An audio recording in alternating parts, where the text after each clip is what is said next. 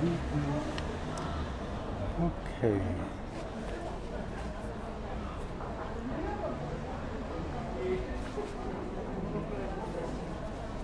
So we are live.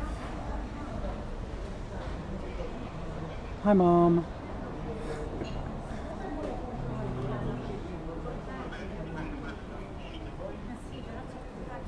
Still waiting for my drink. All right. Getting everything adjusted. They're a little slow here today, so I don't have a drink yet. It's Tipsy Tuesday without a drink. Hi, Judy in Indiana. It is time to drink. Amanda, hi. Father Jack from Atlanta. DJ, hi. Rick, hi. Good to see you, Monica. I'm on Borgo Pio. There's a little bar down the street from my apartment. I was here a couple weeks ago. If any of you remember, I had a Kentucky. Gloria from Canada, hello. Daniela, buonasera. I've been missing the past few days. I haven't been very active on Instagram the last few days. That's true. I've been working on some things, so haven't been out as much. No, I have not seen Cardinal Pell out with his breviary. That was near here, though, so I do hope to see him now that he's back. All right, so maybe I'll bring my drink soon. We started a little early today because I have something I'm doing later. But I thought the theme today would be Assisi. Actually, it was my mom's idea. She said, you should talk about Assisi because of the beatification that just happened. And I was like, that's a good idea, Mom. Hi, Mario. Hi, Thomas. Hi, Kathy. Ooh, from the Philippines. So, as I always do, I'll start with update on the virus because things are getting worse. We've had another, I think it was 4,000 new cases today. Hospitalizations are up to, I think, 600 in ICU from 300 just the other day. So yeah, that's not good. But we don't know, like, if it's still as severe as it was or what. But they have imposed new sanctions. So last week I mentioned we had to wear masks outside in Rome now. Now they've extended that to the whole country. So everywhere in Italy you have to wear masks. They've tightened up the borders with certain countries from the EU visiting. They have to test before they arrive, and I think maybe test once they arrive as well. So that's happening. There's talk, I don't know if they've already finalized it, but talk of making restaurants close earlier. Bars have to close at 9 maybe, unless there's food, and then they have tables until 12. So I don't know, it's all kind of new. Hopefully it won't lead to like a full quarantine, but it is making life a little more difficult. And I guess it's not really scary, not living in fear, but it's concerning that things are happening again. I mean, we kind of expected that numbers would go up once the borders opened, once school started back, once people started moving between other regions. But it was very nice there for a few months. And so now that more restrictions are coming, it's a little, I don't know, frustrating and concerning, I guess, would be the thing. So I mentioned in the teaser that I had 2 announcements. I think I said a few. The first one I want to tell you about is that I'm going to start another weekly live that I think I'm going to call Second Cup Saturday. And it'll be coffee. So not a drink, not an alcoholic drink, but coffee.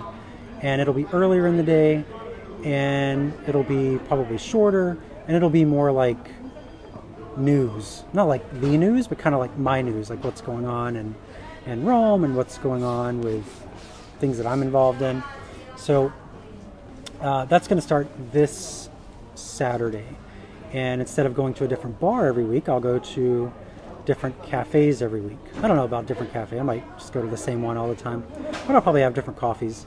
And I'm calling it Second Cup because it'll be my second cup, because I usually have a cup of coffee in the morning, and then another one later in the day, usually around 3, 4 o'clock is kind of my cutoff. So second cup Saturdays, and I'll make the official announcement later so that you'll know what time it is and you can join me. Now if it's going to be 3 o'clock here, that's going to be, what is that, 6 a.m. on the West Coast, so it's probably not going to be second cup for those people, but maybe the people in Texas and further east, my parents. Anyway, I think it'll be good. So it'll just focus on news type things. No, grazie. So today I ordered what did I order? Hugo. And I don't remember what is in it. It's kind of their own version. Someone here will know. But this is where I got the Kentucky a few weeks ago. Oh, it's elderflower syrup, Prosecco, and I think vodka maybe? Interesting. It's hard to drink with 2 straws. So, yeah, second cup Saturday. So I think it'll be fun talking about news going on around here. So like if today was second cup Saturday, I can that there are things being filmed in Rome right now.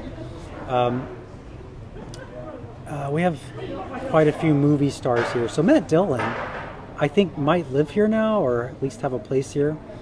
So Matt Dillon's here. He's been going to a lot of restaurants lately. Pizza Island, if you're familiar with that place, that's one that I go to a lot. He's been there a few times. But I don't think he's filming anything. I think he just lives here. And then, what's the guy's name? John, the guy from The Office. The guy that played the bad guy on The Office. Cheers, DJ. So he is here filming Jack Ryan. So the Jack Ryan series that's on Amazon. So he's been around the Pantheon area lately and around his hotel. And he's stopping for selfies with everyone. So he's very friendly. And then Mission Impossible as well as filming.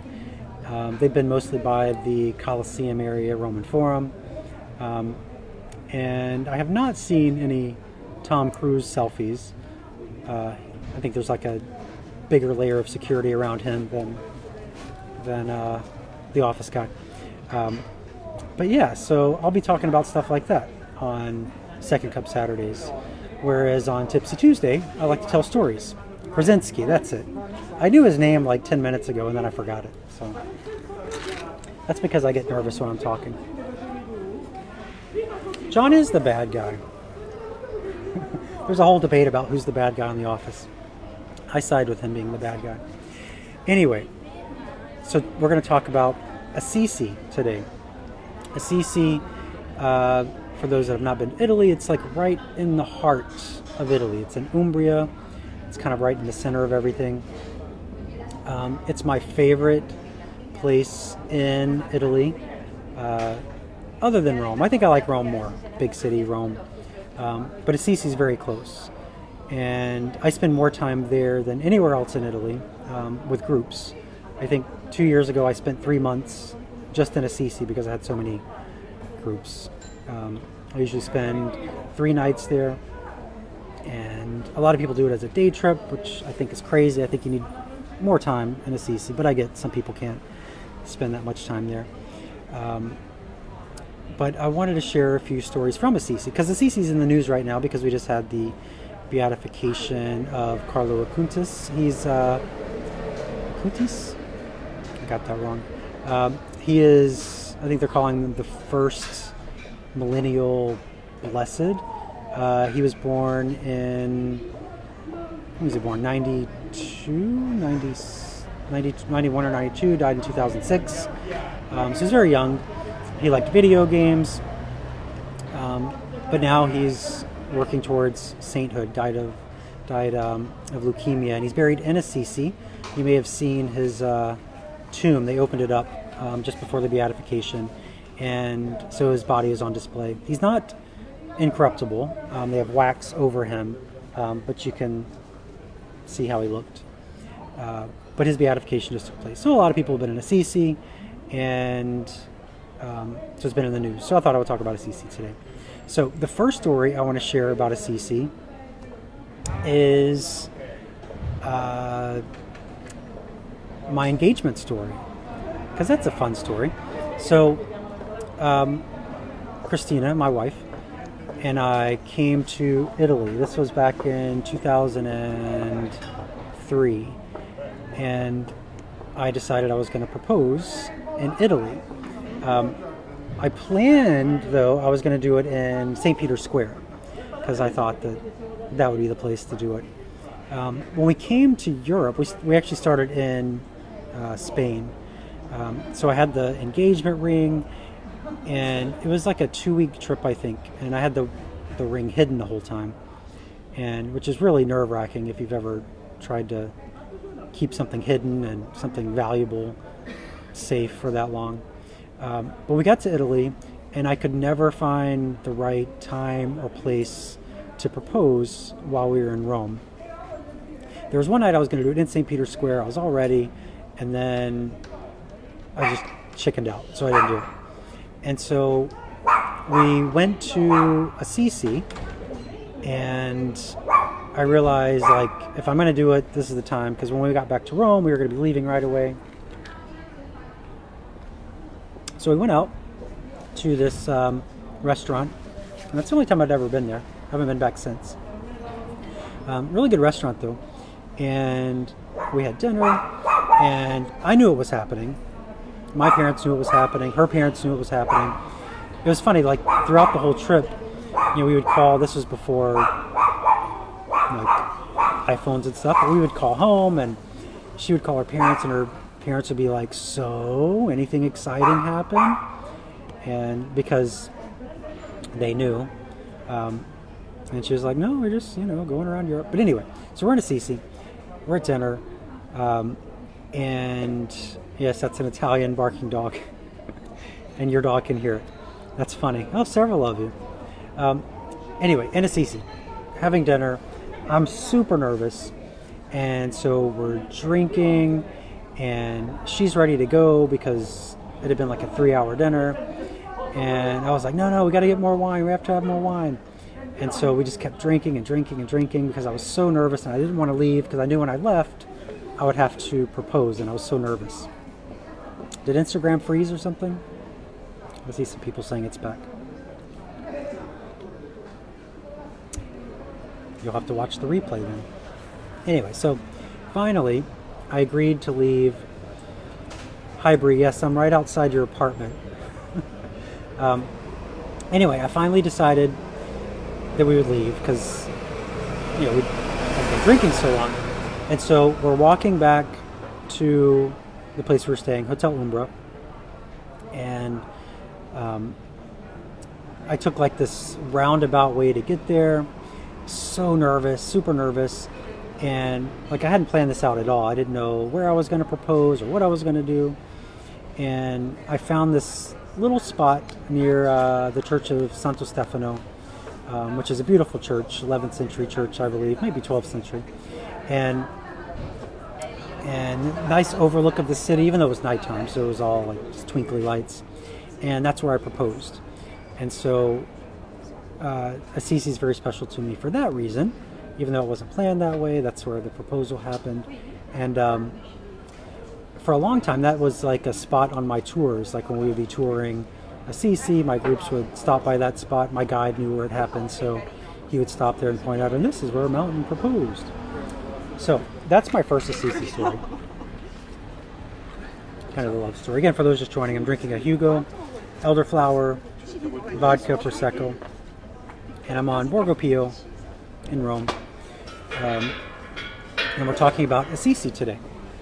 So the next story I want to share about Assisi, so the proposal story was first, so a food story, because everybody likes food. So, and I told this video recently I told this story recently in a video, so you may have seen it, but it's still a good story. Now, I know there's a lot of new people here since then. My very first group I took to Assisi, when I started planning these pilgrimages, I wanted to take people, to see the spots that were important to our faith, but also because I wanted to take people to places I loved. And there was this restaurant in Assisi that actually my parents discovered, but I really loved it. It's called Palota. And so when I decided I was going to take a group to Assisi, I knew that we were going to be eating there. Now, I had no training for travel or pilgrimage travel. I just kind of did trial and error stuff with my groups. So my very first group, took them to Assisi, knew I was going to go to this restaurant, knew I was going to stay at Hotel Umbra because I'd stayed there many times and loved it. What I didn't know was that when I booked the hotel, I booked half board. And I didn't know what half board meant, but what that means is that you get a place to sleep and you get a meal, dinner in this case. And so I got the group to Assisi, got them in the hotel, and as we were checking in, I mentioned that they'd have a few hours of free time and we'd meet up for dinner later on, and that we were going to Palota.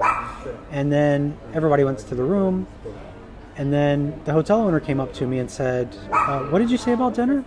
And I said, oh, we're going to go to Palota tonight, because everybody in Assisi knows Palota. It's a really good place. And she said, no, you're having dinner here tonight. And I was like, no, we're having dinner at Palota. And she was like, no, look here, you booked, and she showed me the contract. See, you booked for half board, you're having dinner here. And I said, well, can we cancel it or maybe have a lunch tomorrow or something? And she's like, well, no, because the restaurant that's attached to the hotel, they completely blocked all the reservations because my group took up all the seats, so they had turned everybody away. They had planned a menu for that night, and so there was no way to cancel it. So I ran over to Palota, and they knew me because I'd been coming there for a long time, but they didn't know I was the kind of person that booked 2 dinners in one night. But I ran in there and I said, so here's the deal, I booked 2 dinners, can I change this one? And they said, well, we're closed tomorrow, so we can't do dinner tomorrow. But what we can do is we can have you for lunch today. And I was like, oh, okay, we'll do that then. So I ran back to the hotel and had to call all the rooms. And this was right when the group arrived. So we had just traveled there from the airport, and they just were checking in, having the showers, and probably taking naps, which they shouldn't have been doing. So I had to call all the rooms, there was 28 people, and tell them, change of plans, we're meeting, we're going to have lunch. And of course everybody's like, oh great, we don't have to worry about lunch now. And so we met in the lobby, 12 o'clock, walked over to Palota, which is like a 3-minute walk from the hotel. And this is the white chocolate mousse place.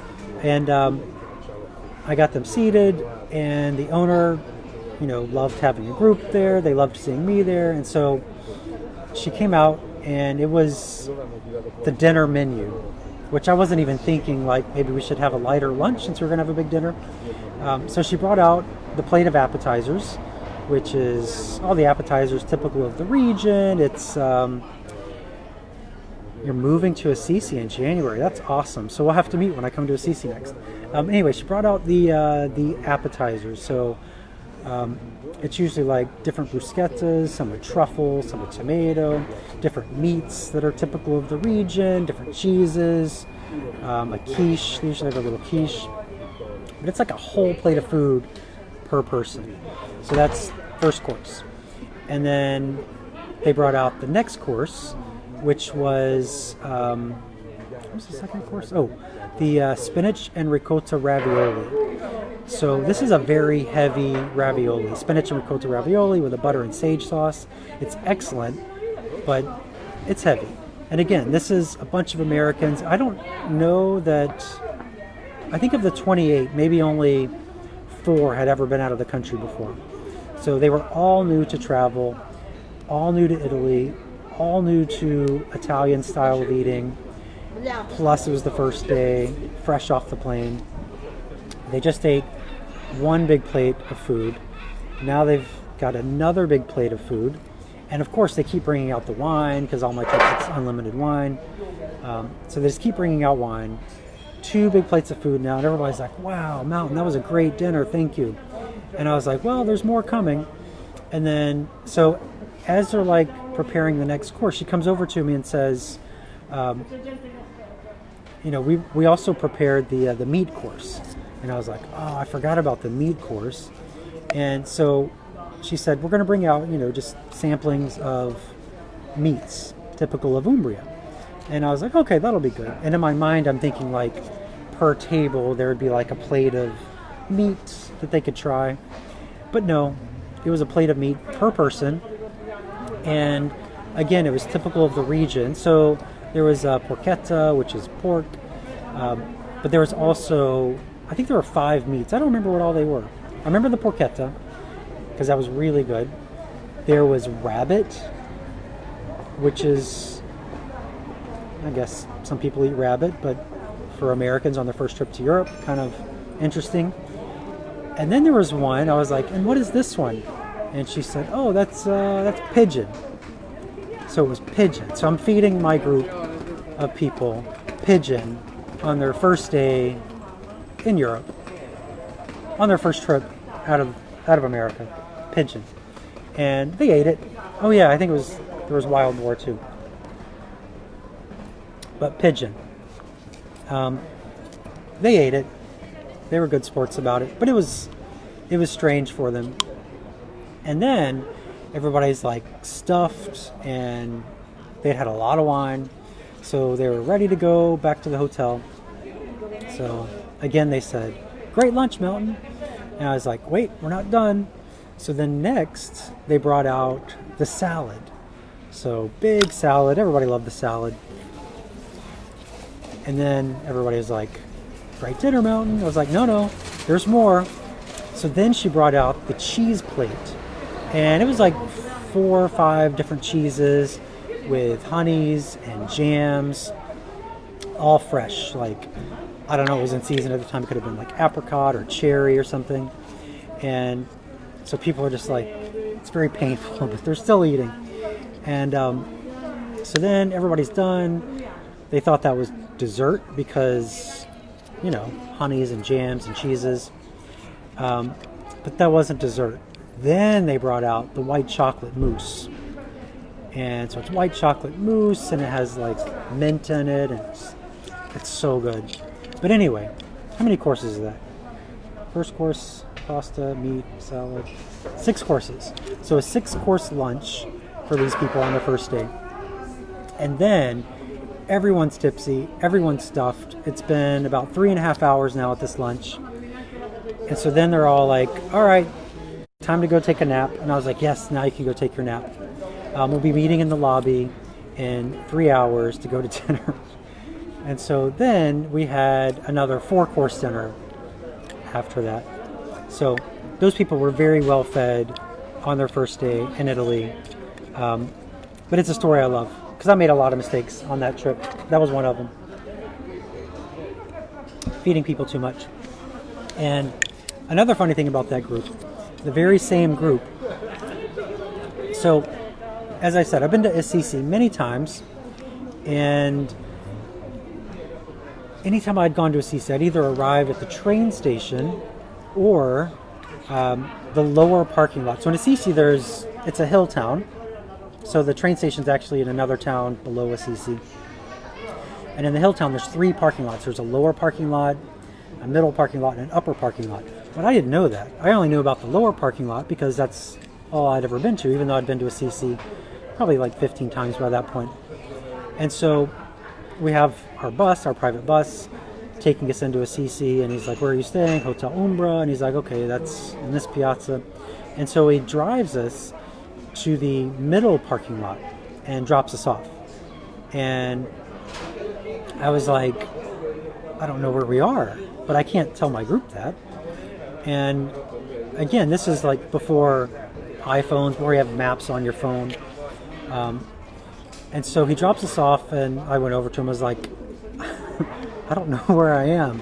And he's like, okay, you just need to go up the escalator. There's an escalator there. Up the escalator, walk up the steps, and you'll go into town to the left, and you'll see the piazza. I'm like, okay, thank you. And so I got my people, 28 people, and this is in June, late June, and we were having a heat wave in Italy, so it was like 100 degrees. So we go up the escalators, we go up the stairs, we get into the town, and we start walking, and I see the Church of St. Clair, and I'm like, oh, I know this church, I know where we are. But then there's a fork in the road. One goes up a little hill, the other one goes down kind of a steep hill. And in my mind, I'm thinking, oh, down is easier. I think where we're going is down. And so I took the group down, and again, they have all their luggage with them. And so they're wheeling their suitcases, and you know, Americans don't really travel lightly, so some of them have like 2 suitcases, maybe a trunk or something. And so they're wheeling them down the road, and we start getting into like a residential area, and I'm like, I don't think this is the right way, but I can't say that to people. And so we just keep walking and keep walking. I'm like, the piazza's got to be around here.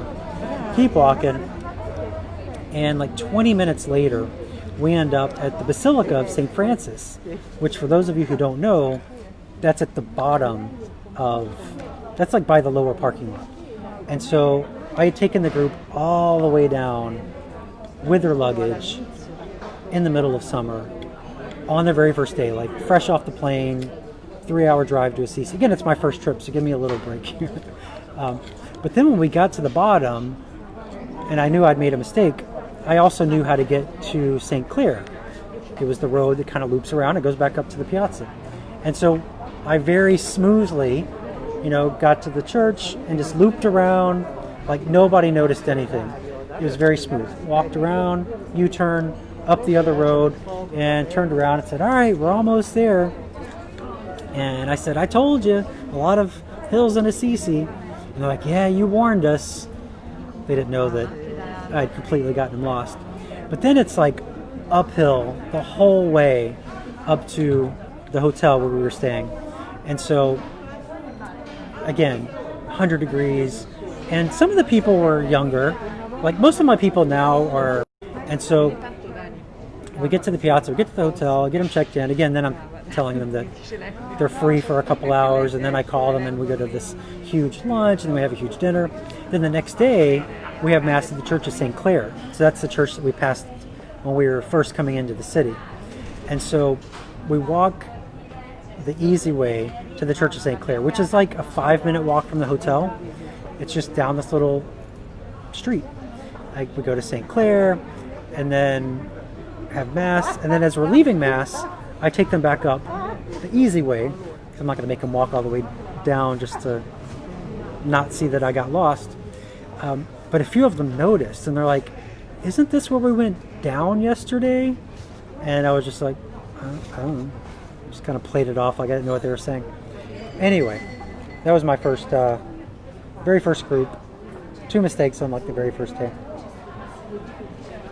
And then, another Assisi travel story. I have lots of travel stories. Another Assisi travel story though, this is a short one. But people take crazy things on trips. So on one pilgrimage, this lady actually brought an iron. So not like a travel iron, but like a for real big iron to iron her clothes. I don't know why, but she did. And so we were at Assisi again at Hotel Umbra. And what was I saying? Oh, so we go out one day, we come back into the hotel, and at this particular hotel, they give you keys. And they're like real keys. And then when you leave the hotel, you leave them at the desk. A lot of hotels do that here. They're not all on the little credit card style, like most American hotels. So you leave the key at the desk because they're big, and also if you lost it, you'd have to replace it. And so that means they would have to go to like a locksmith and get a new key or something. So anyway, we came back from our day out in Assisi, and at the desk they have all of our keys lined up, so you just pick your key and go. But there's also an iron, and it has an American cord.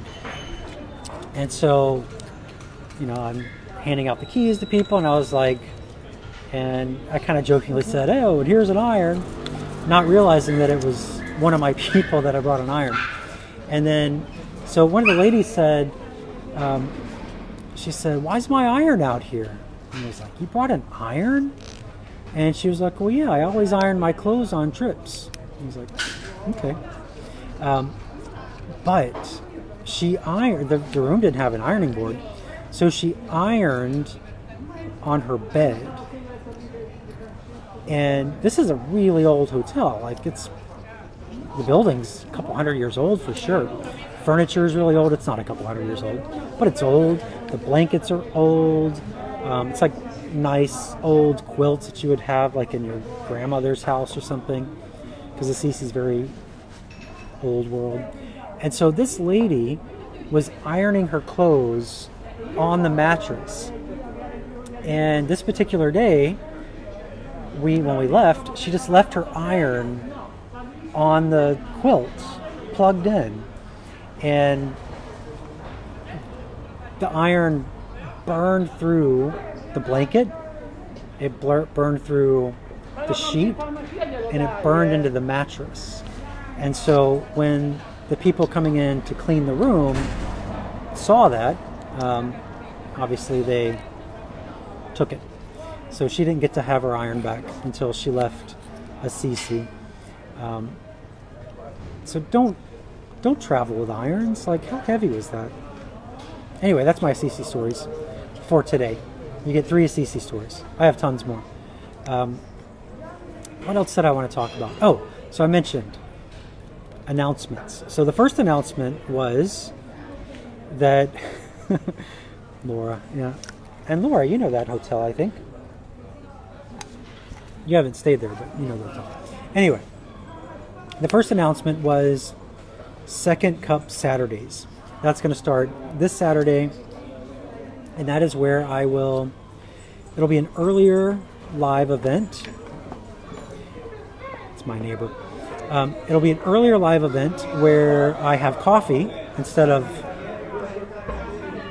elderflower drinks, and I'll talk like what's going on in Rome or wherever I am. So it won't be so much stories as it will be things going on in Rome. So like I mentioned, I can tell the stories of the fact that Hollywood is here right now. Tom Cruise and John Krasinski and Matt Dillon. They're all here in Rome filming stuff. And DJ says, do not tell the story about the person who got sick in Assisi. Oh, that's going to be in the book.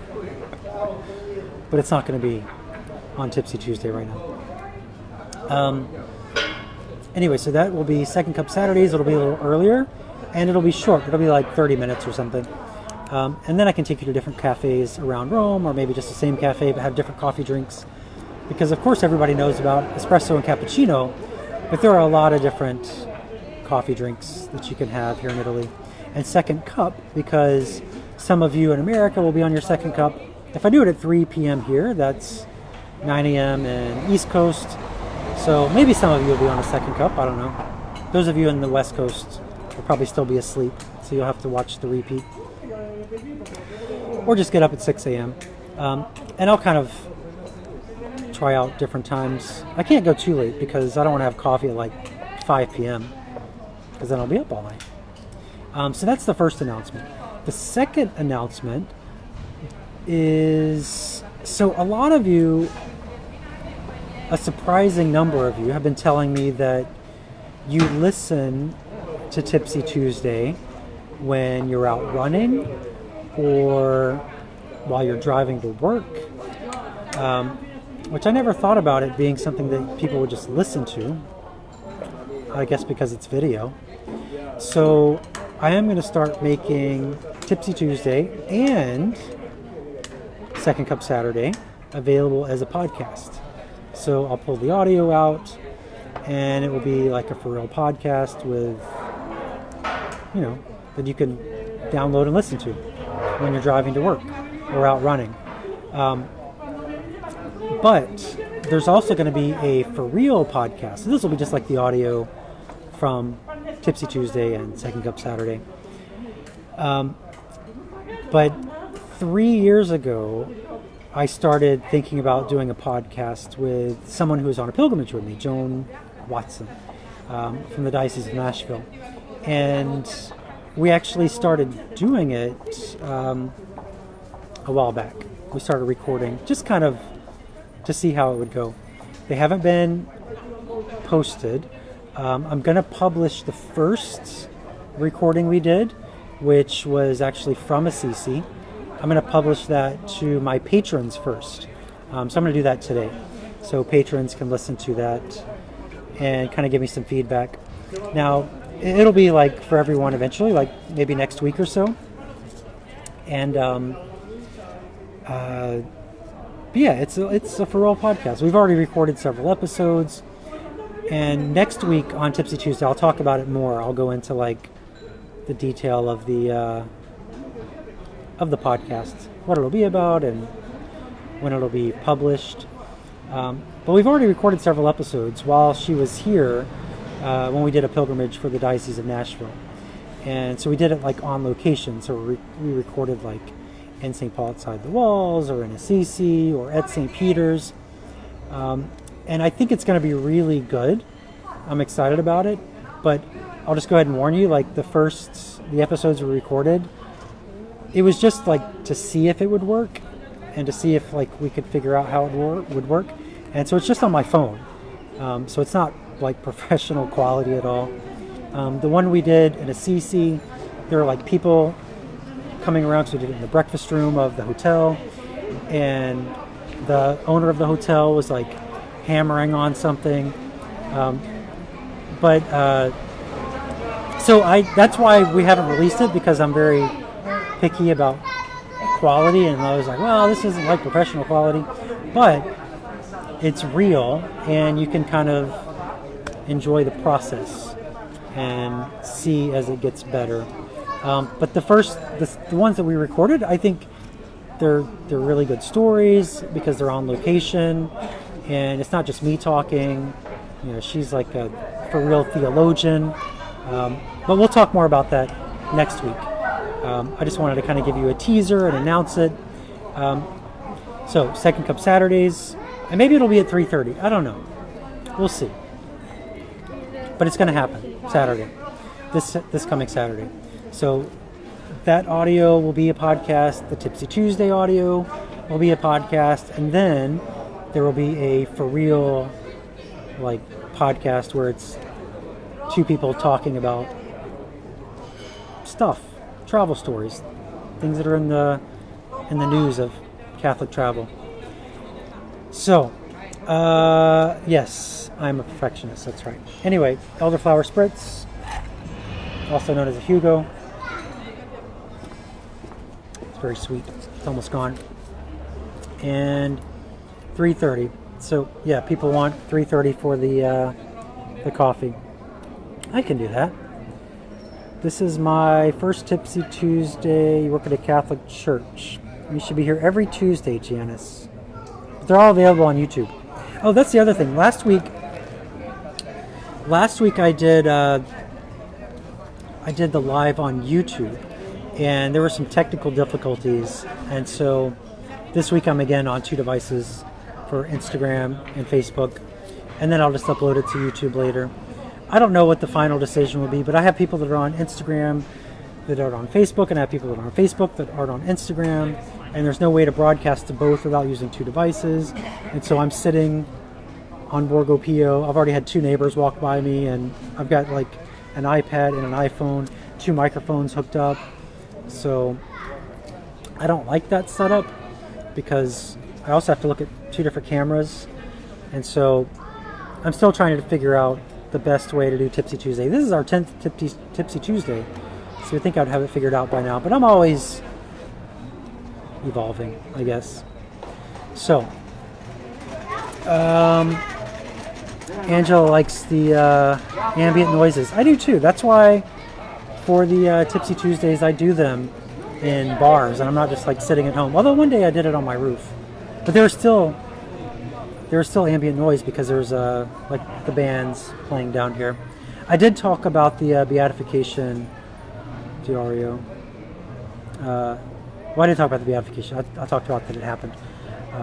I did not go to the beatification. I stayed here in Rome. So yeah, that's it. What else is there to talk about? I don't see many questions. Name of the podcast? I don't know. She said it should just be The Catholic Traveler. We'll see. But the first episode of the podcast is going out to my patrons. And if you're not a patron, maybe you could be, because it helps me out a lot, because Tipsy Tuesday is my job now until people can travel again. So yeah, you can find information about that on my website, thecatholictraveler.com. So they will get access to the podcast first, and they can give me some feedback, even though it's already recorded and like we already know it's not professional quality, but they can just see how it is. So that's going to go out tonight for them, and then hopefully next week the podcast will be live for everyone. Meredith is distracted by the blue sky. Yes, the Italian blue sky at sunset. Still beautiful. Say Tipsy Tuesday 3 times. I don't think I could do that. Alright, so yeah, so again, I had to do Tipsy Tuesday a little earlier today because I have something coming up. So usually it'll be at 7 o'clock Rome time, 1 p.m. Eastern. It's at 10 on the West Coast. So anyway, I don't see any questions. I'm going to wrap it up. Hope you enjoyed the stories. Hope you enjoyed Tipsy Tuesday. I will post the time for Second Cup Saturday later this week. But it's probably going to be at 3:30. I think that's a good compromise between 3 and 4 o'clock. And we'll have coffee together, and I'll tell you what's going on in Rome. If I can go out, if we're not quarantined by then. So that's at the beginning of this episode. If you didn't watch it all, you can watch the live later. Anyway, I'm going home. Glad you were here. Ciao and all that. And I will see you for Tipsy Tuesday next week. Thanks for watching.